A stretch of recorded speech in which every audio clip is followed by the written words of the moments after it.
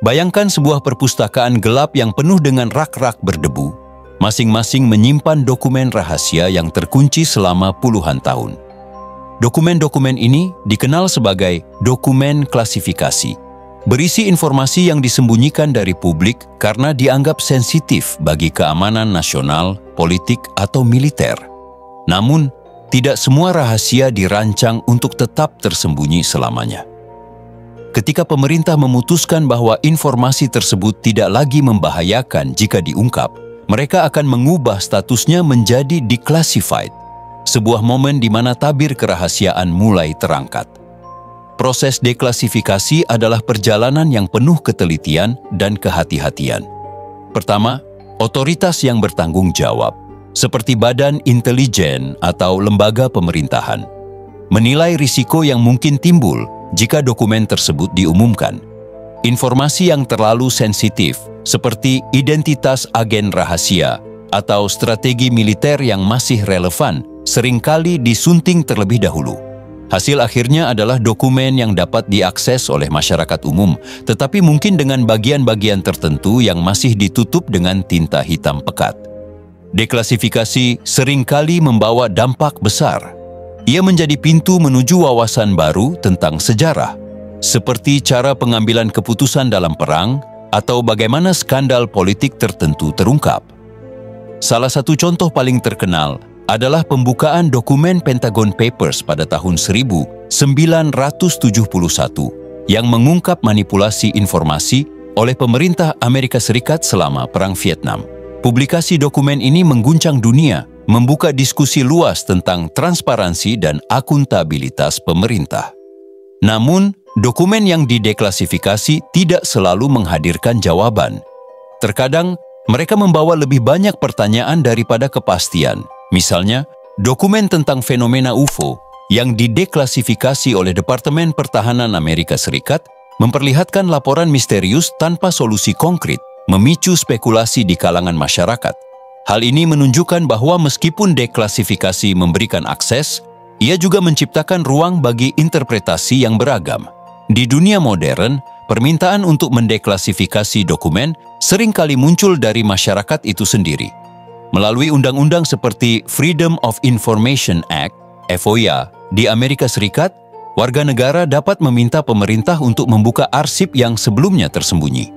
Ini menunjukkan bahwa keinginan untuk memahami sejarah sekaligus menuntut transparansi terus menjadi kekuatan yang mendorong proses ini.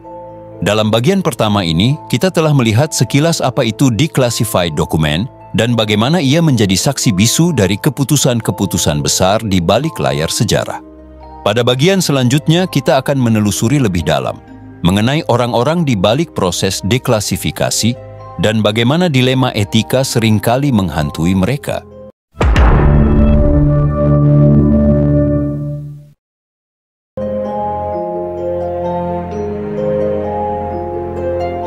Di balik setiap dokumen yang dideklasifikasi, ada sosok-sosok yang bekerja diam-diam, bertarung dengan keputusan sulit yang melibatkan kerahasiaan dan transparansi.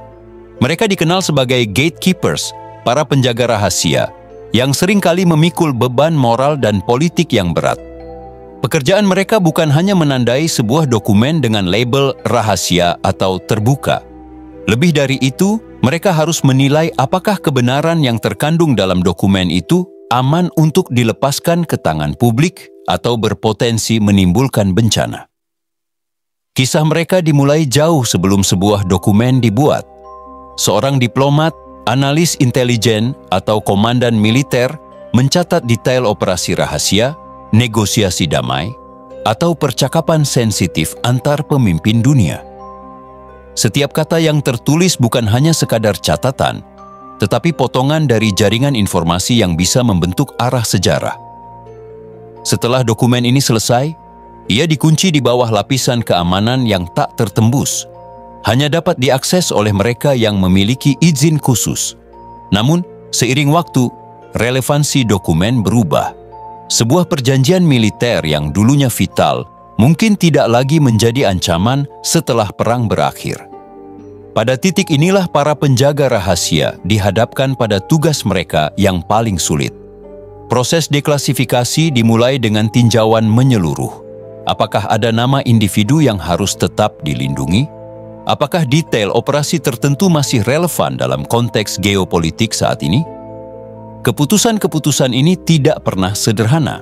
Kadang-kadang, deklasifikasi justru memunculkan dilema besar. Ambil contoh kasus Edward Snowden, yang bocoran dokumennya tentang pengawasan massal oleh Badan Keamanan Nasional Amerika Serikat, NSA, menimbulkan perdebatan sengit. Meski tidak melalui proses resmi deklasifikasi, tindakannya mengangkat pertanyaan mendasar. Kapan rahasia pemerintah dianggap melindungi kepentingan umum dan kapan ia melanggengkan penyalahgunaan kekuasaan? Snowden, dalam posisinya sebagai analis, menjadi penjaga rahasia yang memutuskan untuk melampaui batas sistem. Tetapi tidak semua penjaga rahasia memiliki keberanian atau otoritas seperti itu. Sebagian besar bekerja dengan tenang, melawan tekanan politik dari atasan mereka dan desakan publik untuk transparansi. Ada momen-momen di mana mereka mempertaruhkan karir atau bahkan reputasi demi memastikan bahwa kebenaran yang dirilis tidak melukai lebih banyak pihak daripada manfaat yang diberikannya. Dilema etis juga menjadi warna dominan dalam pekerjaan ini. Jika sebuah dokumen mengungkapkan kejahatan masa lalu yang melibatkan tokoh politik penting, akankah ia dirilis? Atau, jika informasi dalam dokumen dapat mempermalukan sekutu internasional, apakah itu lebih baik tetap disembunyikan? Para penjaga rahasia harus menjawab pertanyaan-pertanyaan ini setiap harinya. Cerita mereka adalah cerita tentang keseimbangan yang rapuh antara keamanan dan kebebasan. Dalam banyak kasus, mereka adalah para pahlawan tanpa tanda jasa yang memastikan bahwa sejarah tidak hanya ditulis oleh pemenang, tetapi juga ditulis dengan kejujuran. Pada bagian berikutnya, kita akan menggali dampak dramatis dari dokumen yang telah dideklasifikasi, bagaimana mereka memengaruhi masyarakat dan terkadang bahkan mengubah jalannya sejarah.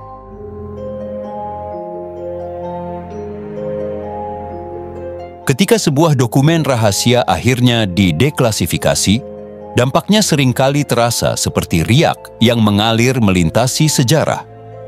Setiap halaman yang terbuka membawa wawasan baru, terkadang membenarkan spekulasi lama atau bahkan membalik narasi yang telah lama diterima. Deklasifikasi adalah pengingat bahwa apa yang kita ketahui tentang masa lalu selalu berada dalam proses pembentukan ulang.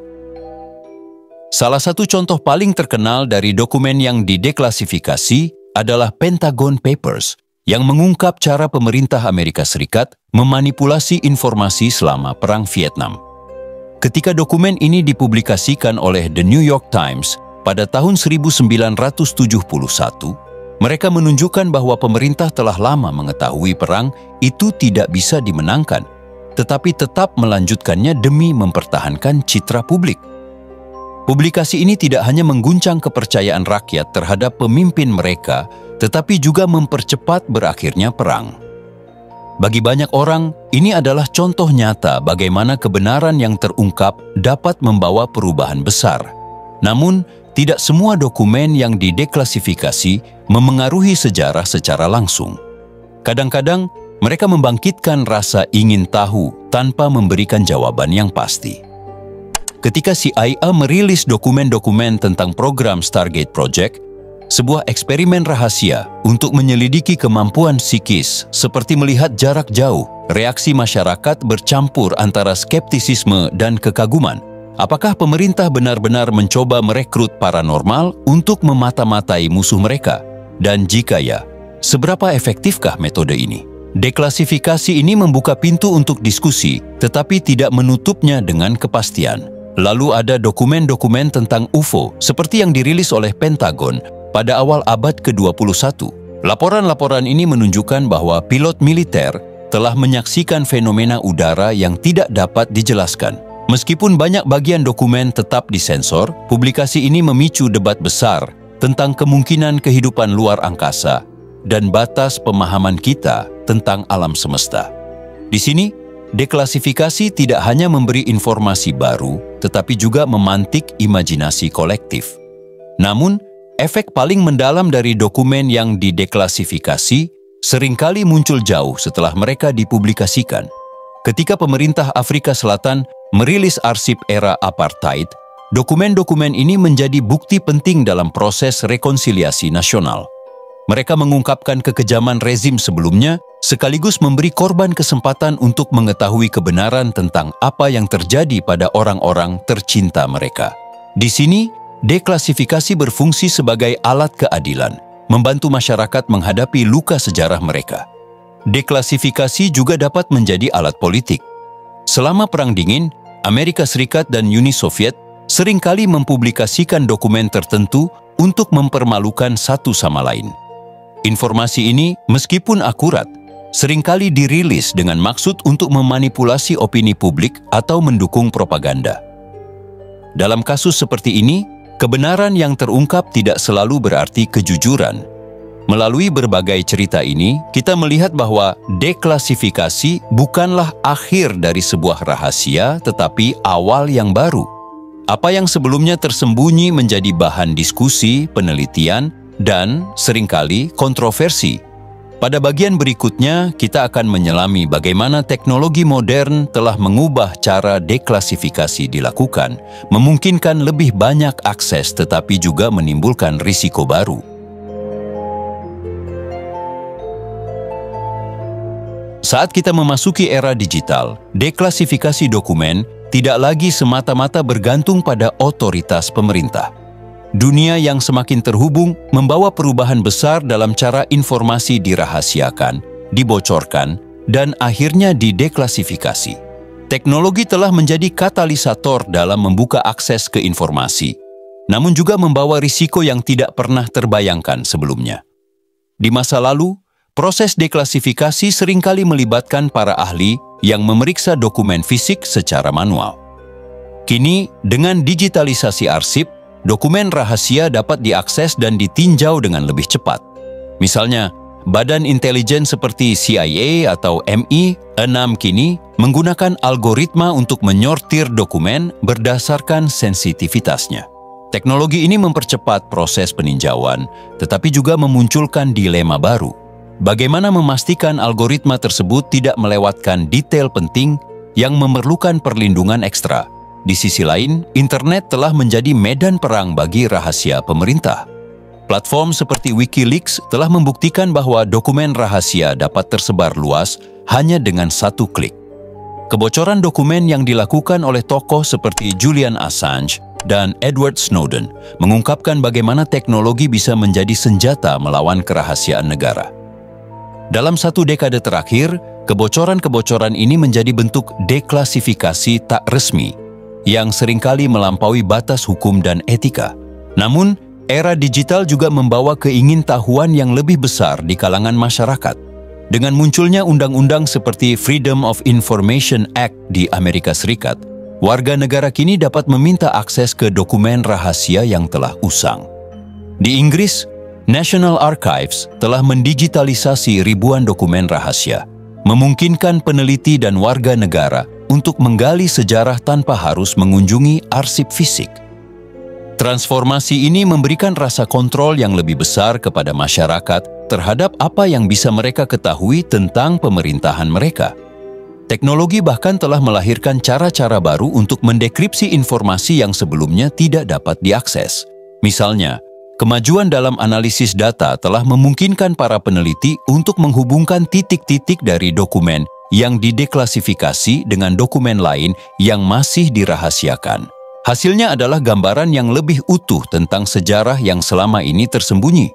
Dalam kasus tertentu, seperti penelitian tentang UFO atau eksperimen rahasia militer, analisis data ini menjadi alat untuk mengungkap narasi baru yang sebelumnya tidak terlihat.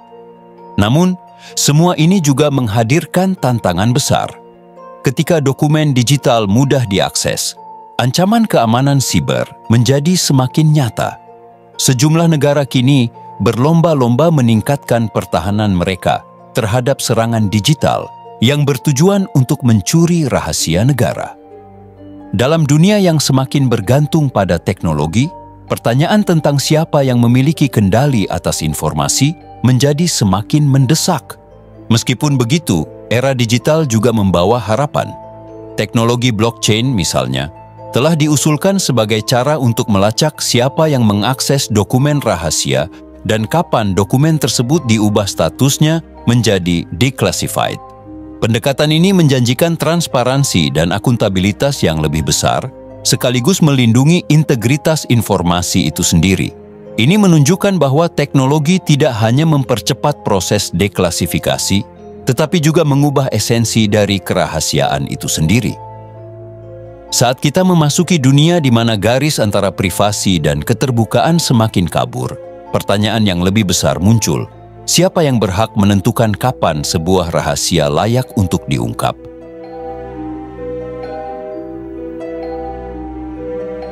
Di akhir perjalanan ini, kita sampai pada bagian terakhir, di mana masa depan deklasifikasi menjadi topik utama. Dunia yang terus berkembang menghadirkan tantangan baru terhadap gagasan kerahasiaan, tetapi juga peluang untuk membangun transparansi yang lebih besar. Dalam bagian ini, kita akan menelusuri kemungkinan-kemungkinan yang ada, mulai dari dilema etika hingga inovasi teknologi yang dapat merevolusi proses deklasifikasi. Masa depan, deklasifikasi tidak dapat dilepaskan dari ketegangan antara kebutuhan keamanan nasional dan hak publik untuk mengetahui kebenaran. Di satu sisi, negara-negara memiliki alasan yang sah untuk menjaga kerahasiaan, terutama dalam isu-isu yang berkaitan dengan pertahanan, diplomasi, atau perlindungan sumber daya vital. Di sisi lain, masyarakat modern semakin mendesak untuk mendapatkan akses lebih besar terhadap informasi yang memengaruhi hidup mereka. Ketegangan ini menciptakan debat tanpa akhir. Kapan rahasia menjadi beban moral, dan kapan transparansi menjadi risiko keamanan? Salah satu tren yang mulai muncul adalah peningkatan kolaborasi internasional dalam proses deklasifikasi. Seiring dengan meningkatnya isu-isu lintas negara seperti perubahan iklim, kejahatan siber, dan pandemi global, beberapa negara telah menunjukkan niat untuk berbagi dokumen rahasia yang relevan. Misalnya, dokumen tentang perubahan iklim yang sebelumnya dirahasiakan oleh badan militer kini mulai dirilis, memberikan ilmuwan data yang lebih akurat untuk mengatasi tantangan global. Kolaborasi semacam ini menunjukkan bahwa transparansi dapat berfungsi sebagai alat diplomasi yang kuat. Namun, ada ancaman yang juga patut diperhatikan. Dengan berkembangnya teknologi kecerdasan buatan, deklasifikasi dokumen tidak lagi sepenuhnya berada di bawah kendali manusia. Algoritma artificial intelligence kini mampu menyortir, menganalisis, dan bahkan menyarankan dokumen mana yang layak dideklasifikasi berdasarkan pola tertentu. Meski efisien, pendekatan ini memunculkan risiko baru. Bagaimana jika algoritma tersebut salah menilai sensitivitas dokumen? Atau lebih buruk lagi, bagaimana jika sistem ini dimanipulasi oleh pihak-pihak dengan agenda tersembunyi? Selain itu, masyarakat juga menghadapi ancaman baru dalam bentuk deklasifikasi palsu atau manipulasi dokumen. Di era disinformasi, tidak mustahil bagi pihak-pihak tertentu untuk merilis dokumen yang tampaknya otentik, tetapi sebenarnya telah dimodifikasi untuk menyebarkan narasi tertentu. Fenomena ini dapat merusak kepercayaan publik terhadap proses deklasifikasi dan menciptakan kebingungan besar. Di sisi lain, masa depan juga membawa peluang emas untuk memperbaiki sistem yang ada. Teknologi seperti blockchain yang telah kita singgung sebelumnya dapat menjadi solusi untuk memastikan bahwa dokumen rahasia dilacak dengan transparansi penuh sepanjang siklus hidup mereka. Dengan menciptakan catatan yang tidak dapat diubah tentang siapa yang mengakses dokumen dan kapan dokumen tersebut dideklasifikasi, teknologi ini dapat meningkatkan akuntabilitas sekaligus melindungi integritas informasi. Yang paling penting, masa depan deklasifikasi membutuhkan dialog yang lebih luas antara pemerintah dan masyarakat. Dalam banyak kasus, rahasia negara tetap menjadi rahasia karena kurangnya komunikasi tentang mengapa mereka dirahasiakan. Jika pemerintah lebih transparan tentang alasan di balik kerahasiaan, masyarakat mungkin akan lebih menerima bahwa tidak semua informasi layak untuk diungkapkan segera. Namun, seperti halnya segala sesuatu, masa depan deklasifikasi tidak hanya bergantung pada teknologi atau kebijakan, tetapi juga pada manusia. Etika, keberanian, dan kebijaksanaan akan tetap menjadi faktor penentu dalam proses ini. Penjaga rahasia, baik yang bekerja dalam bayang-bayang maupun mereka yang membawa rahasia itu ke terang, akan terus memainkan peran penting dalam membentuk narasi sejarah kita. Dengan demikian, kita menutup perjalanan ini dengan pemahaman bahwa deklasifikasi bukan hanya proses administratif, tetapi juga tindakan yang mencerminkan hubungan antara kekuasaan, kebenaran, dan masyarakat. Rahasia, seperti halnya sejarah, tidak pernah statis. Mereka selalu berubah, berkembang, dan menantang kita untuk bertanya, sejauh mana kita siap untuk menghadapi kebenaran dan kapan kita harus menunggu.